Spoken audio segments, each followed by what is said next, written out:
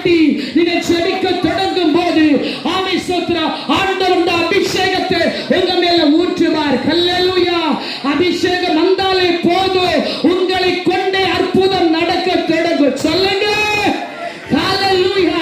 என்னை விசுவாசிக்கிறவன் என்னை பார்க்கிறோம் அவன் பாருங்க பலத்த கிரியை செய்வான். ஹல்லேலூயா.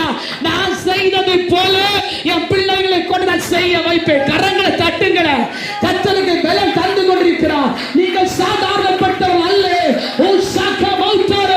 இயற்கைக்கு அப்பாற்பட்டு ஒரு அசாதாரண காரியங்களை கர்த்தர் உங்களுக்கு செய்தெடுக்க போகிறார். உலகம் உங்களை அற்பமாய் பார்க்கலாம், என் தேவன் உங்களை விசேஷமாய் பார்க்கிறார். உங்களை கொண்டு கர்த்தர் ஒரு அசைவை தரப்போகிறார். குடும்பத்தை அசைப்பார், தேசத்தை அசைப்பார். உங்களை கொண்டு ஒரு தேவ திட்டம் வெளிப்படும். ஹல்லேலூயா. இந்த அபிஷேகம் எனக்கு வேணப்பா, எனக்கு கேளுங்க, அது இன்றைக்கே கொடுப்பார். ஹல்லேலூயா.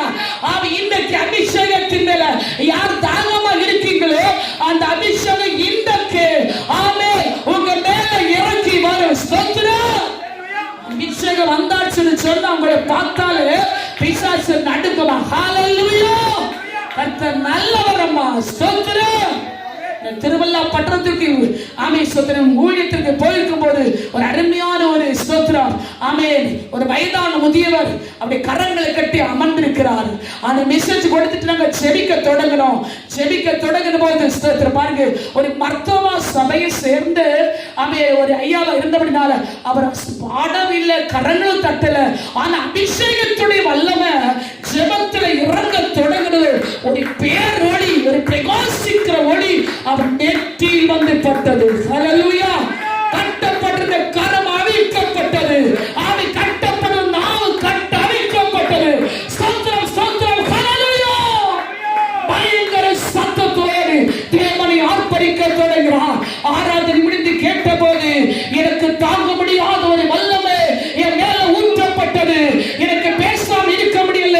அவன் ஹல்லேலூயா ஸ்தோத்திரம் போடாத போய் ஹல்லேலூயா ஸ்தோத்திரம்.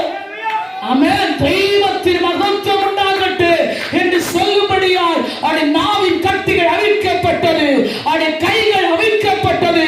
அந்த ஒளி அவர் எப்போது தொட்டதோ அந்த நேரத்திலே அவருடைய குடும்பத்திலே 3 மகன்களுக்கு திருமணமாகாத தடை இருந்தது.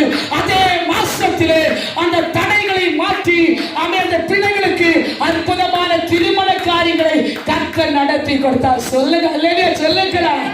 அபிஷேகம் எங்கு இருக்கிறதோ அபிஷேகம்